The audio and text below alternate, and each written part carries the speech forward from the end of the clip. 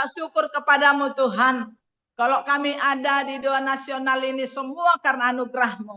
Engkau kumpulkan kami hamba-hamba Tuhan yang memiliki hati untuk mengangkat hidup kami. Untuk menaikkan doa-doa kami ya Tuhan. Kami merindu setiap apa yang kami doakan adalah menggenapi firman-Mu. Sehingga Tuhan sejauh mana mau Tuhan bawa kami. Sejauh itu kami mengerti. Dan Tuhan kami berdoa Bapa. Oleh karena itu Tuhan celitkan mata rohani kami. Buka pengertian kami. Sehingga doa-doa kami adalah menggenapi firman-Mu. Kami sambut firman-Mu dengan sukacita. Di dalam nama Tuhan Yesus. Haleluya. Amin.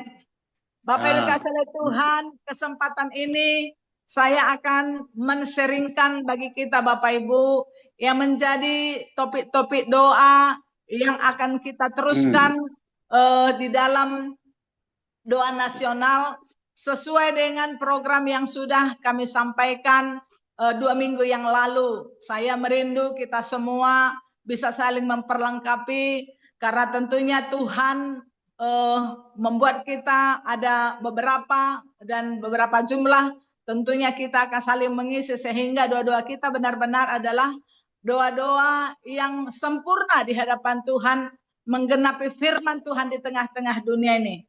Bapak yang kasih oleh Tuhan, saya mohon kesediaan kalau boleh Ibu Bunga Sidabutar boleh membaca menjadi firman Tuhan yang akan saya seringkan. Yang pertama adalah di dalam Efesus pasal 5 ayat yang ke-16.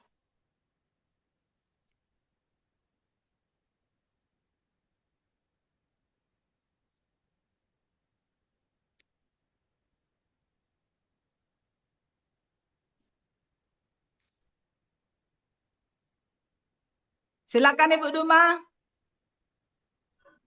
Efesus 5 ayat 16 ya Bu? Iya. Iya.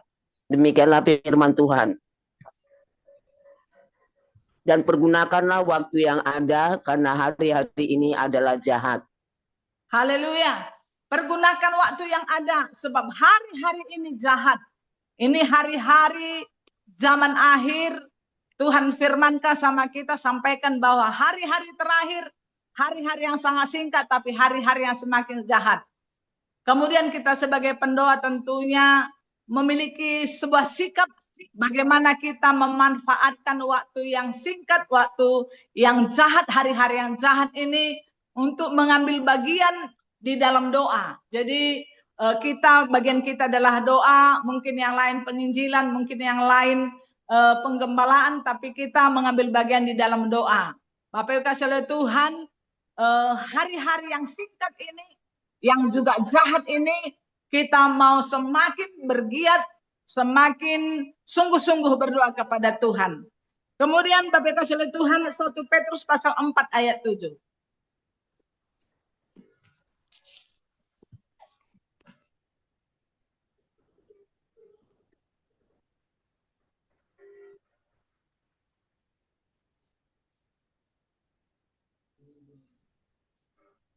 Bisa kau buka 1 Petrus 4 supaya 1 Petrus 4 ayat 7, demikianlah firman Tuhan.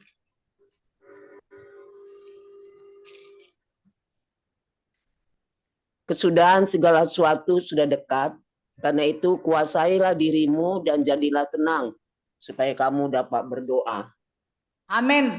Bapak Ibu kasih oleh Tuhan, seorang pendoa disampaikan lewat firman Tuhan bahwa seorang pendoa harus mempunyai tenang, ya. Jadi menguasai diri dan tenang. Kenapa Bapak Ibu kasih oleh Tuhan? Haleluya. Karena penguasaan diri dan hati yang tenang itu Bapak Ibu kasih oleh Tuhan membawa kita semakin fokus kepada apa menjadi rencana Allah di dalam hidup kita, di dalam penggembalaan kita yang Tuhan percayakan bagi kita. Jadi kita tidak gerasa gerusu, tetapi mendengar apa kata firman, apa kata roh, sehingga Bapak Ibu kasih oleh Tuhan, semua apa yang visi yang mau Tuhan sampaikan bagi kita, Bapak Ibu, bisa kita lakukan dengan baik, supaya apa menjadi bagian kita, kita kerjakan dengan sungguh-sungguh. Ya, jadi ada penguasaan diri, ada ketenangan. Berikut lagi Bapak Ibu kasih oleh Tuhan, Yakobus pasal 4 ayat yang 16 dikatakan doa orang yang benar besar kuasanya. Jadi seorang pendoa yang mau sungguh-sungguh menjadi pendoa, yang pertama adalah menguasai diri dan harus tenang. Tidak boleh panik ya, dan harus fokus kepada perkara-perkara di surga, perkara di atas, apa menjadi rencana Tuhan, bagaimana Tuhan akan menggenapinya, sehingga saudara-saudara Tuhan kita bisa menjadi sejalan dengan apa yang mau Tuhan rencanakan di dalam kehidupan kita, baik di tengah-tengah dunia ini. Kedua, Bapak Ibu kasih Tuhan, seorang pendoa adalah hidup benar. Jadi kalau kita tidak hidup benar, kita menjadi bersandiwara di dalam berdoa. Jadi kalau kita tidak hidup benar, menjadi sandiwara. Sebab apa yang disampaikan oleh firman Tuhan, Bapak Ibu, mengapa kamu memanggil aku Tuhan, Tuhan, Tuhan, engkau yang membuat kejahatan. Jadi seorang pendoa selain dari menguasai diri dan tenang, dan juga dia harus, Bapak Ibu kasih Tuhan, hidup di dalam kebenaran, hidup di dalam kekudusan, saudara. Sehingga ada keintiman dengan Tuhan, ada kesehatian dengan Tuhan, ada hubungan yang baik dengan Tuhan. Sebab doa-doa kita akan dijawab oleh Tuhan. Firman Tuhan di kitab Yesaya dikatakan, haleluya, bukan kurang panjang tanganku untuk menolong, bukan kurang tajam pendengaranku untuk mendengarkan, tetapi yang menjadi memisahkan kita dengan Allah adalah dosa. Jadi seorang pendoa harus peka terhadap firman Tuhan dan harus betul-betul di dalam pengoreksian diri supaya kita benar-benar, Bapak Ibu kasih Tuhan, berdoa yang dijawab oleh Tuhan. Ya, itulah yang bisa saya sampaikan. Berikut Bapak Ibu kasih Tuhan adalah apa yang harus kita doakan. Jadi tadi adalah saya dan Bapak Ibu menjadi seorang pendoa. Lalu kemudian yang kedua adalah apa menjadi sasaran doa kita. Jadi sasaran doa kita tentunya pertama adalah ke dalam. Jadi ke dalam itu saudara, baik diri kita, keluarga gembala, penggembalaan, ya, sidang jemaat Tuhan, orang-orang Kristen, orang-orang kudus, itu perlu sekali untuk terus di dalam doa. Sehingga saudara kasih Tuhan, kita tetap eksis menjadi orang panggilan dan pilihan Tuhan sampai Tuhan datang.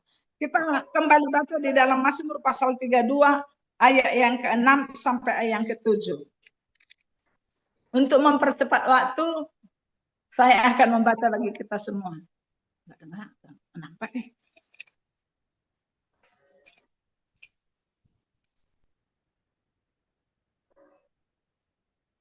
Demikian firman Tuhan, sebab itu hendaklah setiap orang saleh berdoa kepadamu, selagi engkau dapat ditemui. Sesungguhnya pada waktu banjir besar terjadi, itu tidak melandanya.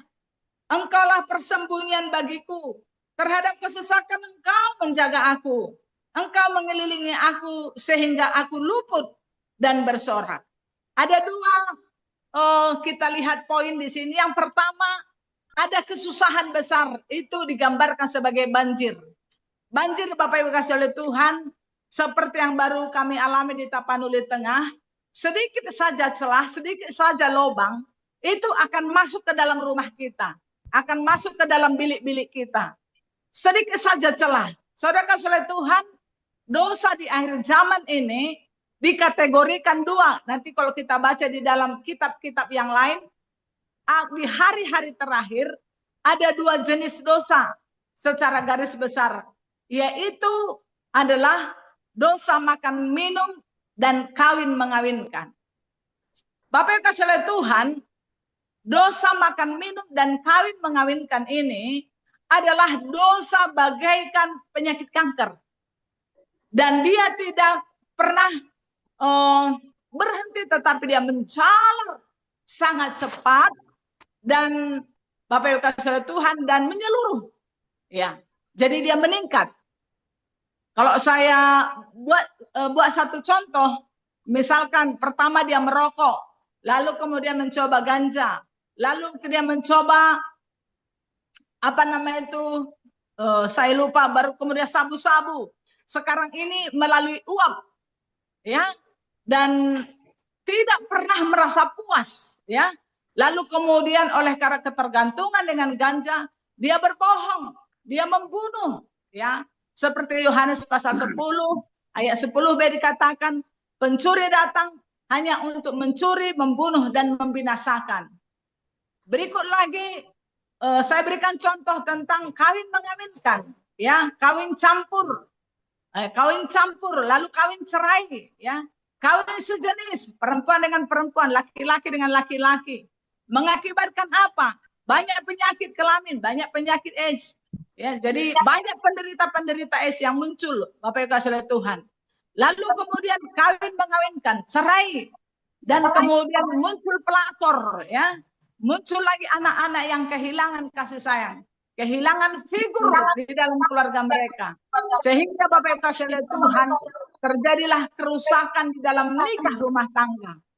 Bapak Ibu kasih oleh Tuhan, kalau kita tidak berdoa dengan sungguh-sungguh, sebab doa yang disampaikan di dalam kitab Mazmur pasal 32 ayat 6 sampai 7 dikatakan, doa itu adalah membentengi, doa itu adalah menjadi perlindungan bagi keluarga kita, apalagi keluarga hamba-hamba Tuhan, perlindungan bagi sidang jemaat Tuhan yang kita gembalakan, supaya Bapak Ibu kasih oleh Tuhan tidak masuk dosa ini ke dalam keluarga kita, tidak masuk dosa ini di tengah-tengah sidang jemaat Tuhan yang kita gembalakan.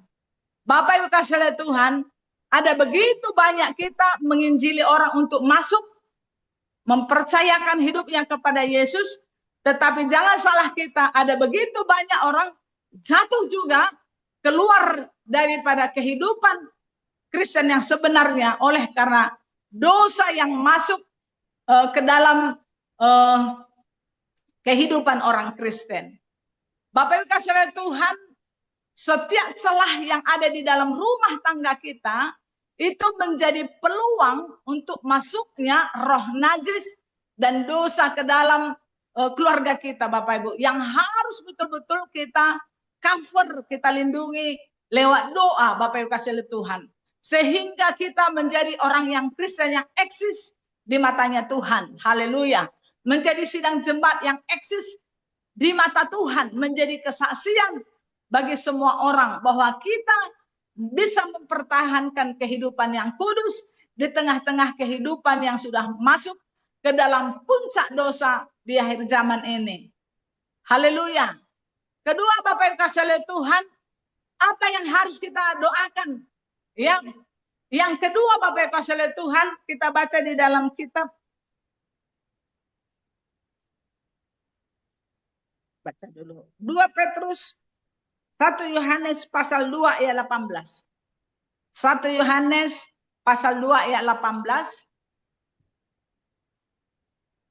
Demikian firman Tuhan. Anak-anakku, waktu ini adalah waktu yang terakhir.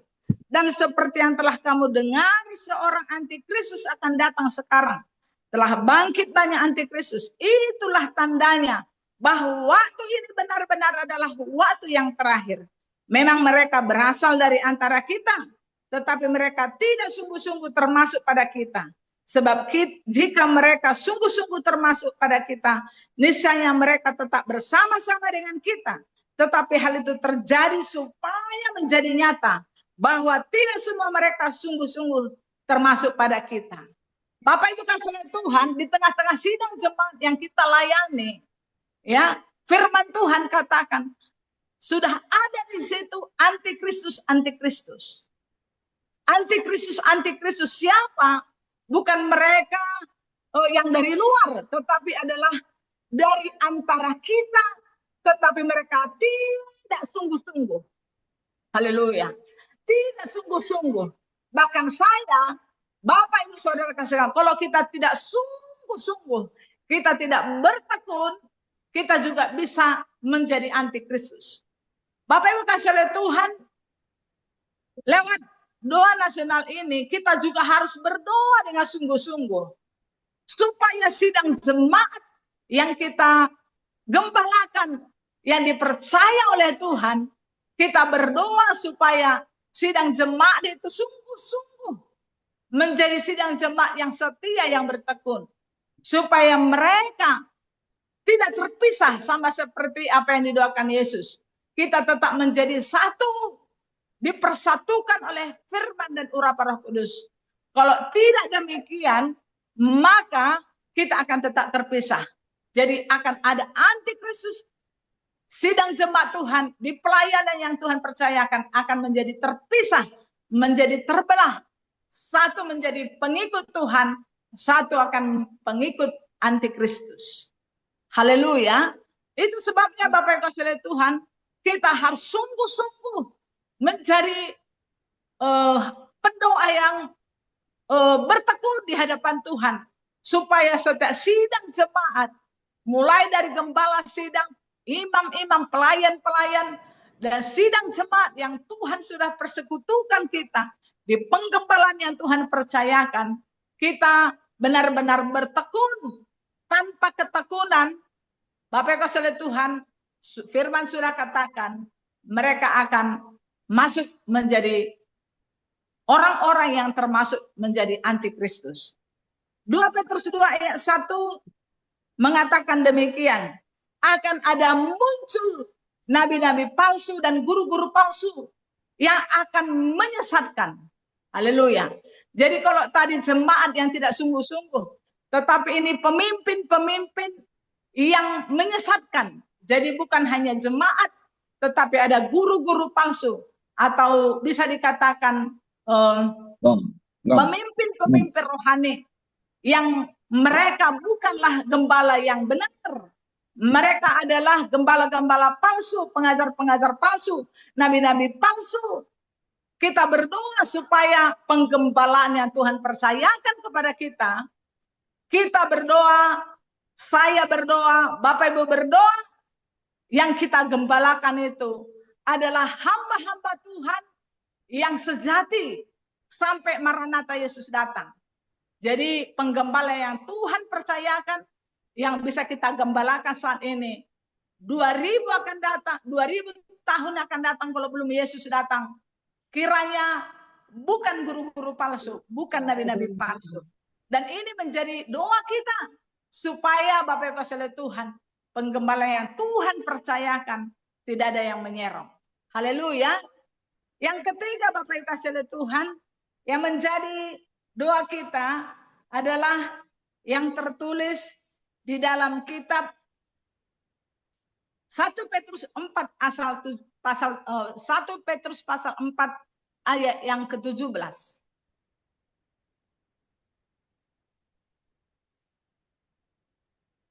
Karena sekarang telah tiba saatnya penghakiman dimulai.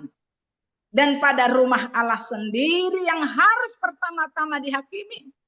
Dan jika penghakiman itu dimulai pada kita, bagaimanakah kesudahannya dengan mereka yang tidak percaya pada Injil Allah?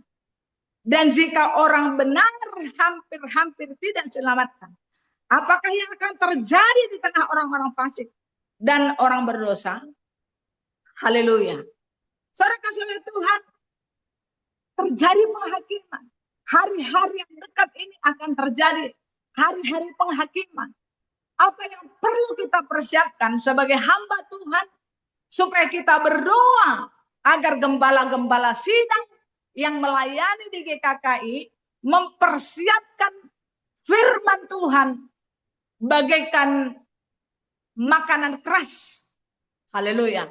Makanan yang keras yang mendewasakan sidang jemaat Tuhan sampai membawa sidang jemaat Tuhan itu seukuran dengan firman Tuhan, segambar dengan Yesus, serupa dengan Yesus, imagideo, kembali kepada gambarnya Allah. Sebab firman Tuhan katakan, kuduslah engkau sebab aku kudus, hendaklah engkau sempurna sebab Allah sempurna.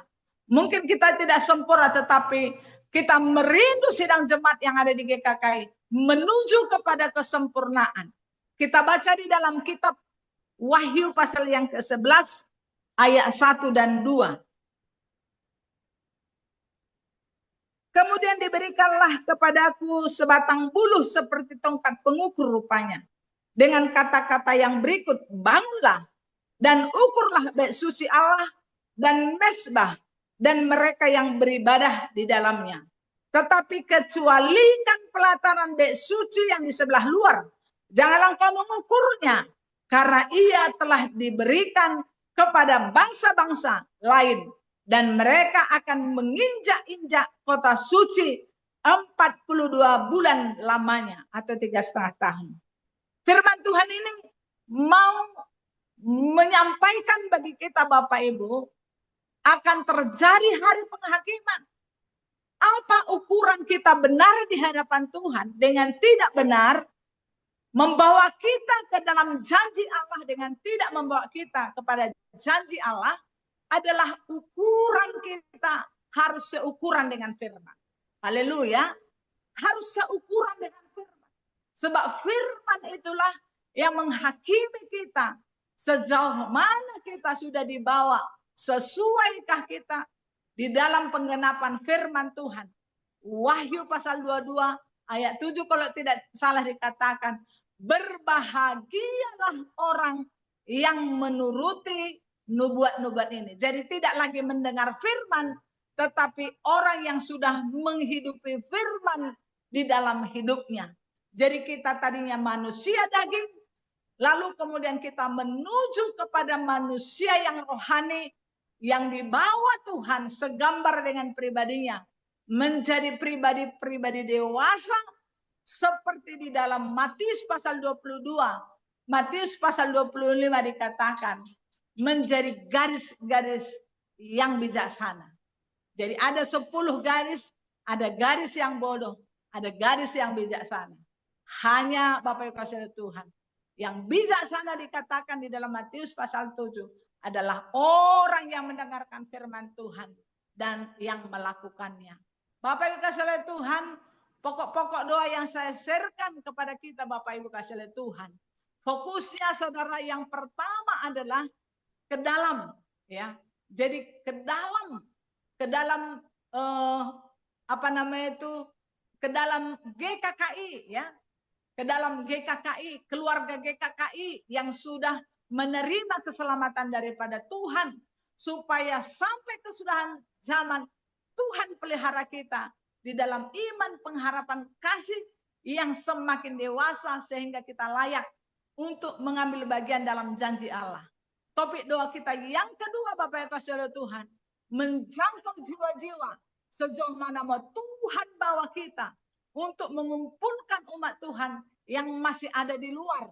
Biar Tuhan yang memanggil hamba-hamba Tuhan lewat kesaksian kita dipertemukan, lewat kesaksian penginjil-penginjil, mereka dipertemukan dan Tuhan beri hati yang percaya seperti orang-orang Majus, dan mereka bertemu dengan Tuhan dan mereka mempermuliakan nama Tuhan. Haleluya. Bapak Ibu kasih oleh Tuhan, inilah menjadi topik doa kita di hari-hari terakhir sebelum Yesus datang kedua kali. Saya merindu kita semua yang ada di grup ini benar-benar menjadi membawa doa penyahutan kepada Allah, membawa diri kita, keluarga-keluarga kita, apalagi kita keluarga hamba-hamba Tuhan, kiranya tidak ada celah untuk bisa masuk dosa di dalam nikah rumah tangga kita, di dalam keluarga kita, di dalam penggembalaan kita. Bapak Ibu saudara, kita berdoa supaya gembala-gembala sidang benar-benar mempersiapkan firman Tuhan menjadi makanan rohani yang mendewasakan mereka, ya, lewat firman penyucian, firman pendewasaan, sehingga sidang jemaat Tuhan benar-benar sanggup menderita, benar-benar tahan uji, Bapak Ibu kasih oleh Tuhan, sehingga mereka tampil memiliki iman bagaikan emas yang teruji. Yang ketiga Bapak Ibu kasih oleh Tuhan,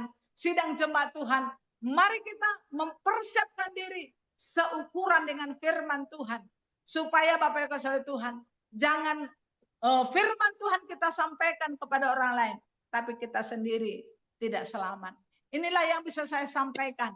Selain daripada topik doa kita untuk GKKI semakin dibawa Tuhan kepada penggenapan rencananya, yaitu menjadi satu dan dipakai Tuhan menjadi organisasi, menjadi garam dan terang, membawa haleluya berita Injil, ya, amanat agung Tuhan kepada bangsa dan negeri kita. Kita berdoa untuk itu, tetapi juga kita berdoa untuk GKKI yang sudah ada ini. Kiranya Bapak Ibu kasih oleh Tuhan, Tuhan meremahkan apa yang saya seringkan ini kepada kita, sehingga Bapak Ibu kasih oleh Tuhan, kita tidak jemu-jemu berdoa, kita semakin sungguh-sungguh berdoa. Dan kalau kami bagikan nanti ada doa rantai bagi semua MD-MD, saya merindu kita semua di MD-MD kita ada pendoa-pendoa, ada hamba-hamba Tuhan yang menyodorkan diri kepada Tuhan menjadi pendoa, sehingga Bapak Ibu kasih oleh Tuhan, setiap pendoa-pendoa boleh mengcover seluruh pelayanan, menjadi tembok, menjadi tempat persembunyian, menjadi kota benteng, sehingga Bapak Ibu kasih oleh Tuhan, arus dosa, kejahatan dunia, roh najis, roh jahat itu tidak masuk ke dalam penggambalan, ke dalam nikah rumah tangga, baik gereja maupun sidang jemaat Tuhan. Inilah yang bisa saya sampaikan Bapak Ibu. Saya mohon kalau ada sesuatu yang lebih atau kurang, saya pun masih belajar dan saya merindu kita boleh saling menyempurnakan. Tuhan Yesus memberkati. Saya serahkan doa firman Tuhan kepada haleluya Amang Robert Marbun, dan untuk menyampaikan topik-topik doa kita nanti saya serahkan kepada Ibu Sempa. Saya mohon maaf kalau saya tidak selesai karena kami masih ada 7 jam perjalanan lagi untuk sampai ke Manduamas. Dan tadi kenapa kami lama? Tadinya kami mau disiborong-borong sama doa nasional ini karena kami kena senggol, kaca spion kami rusak. Kami mencari-cari bengkel mobil tetapi tidak ada bengkel mobil. Sebabnya kami menjadi terlambat. Dan kami akhirnya mencari tempat untuk bisa ada gereja yang memberikan izin kami berdoa bersama dengan Bapak Ibu seluruh Indonesia, sehingga ada di tengah-tengah sawah ini gereja yang dulu saya pernah datang ke sini, dan Ibu itu membuka pintunya bagi kami. Tuhan Yesus memberkati. Shalom bagi kita semua. Haleluya.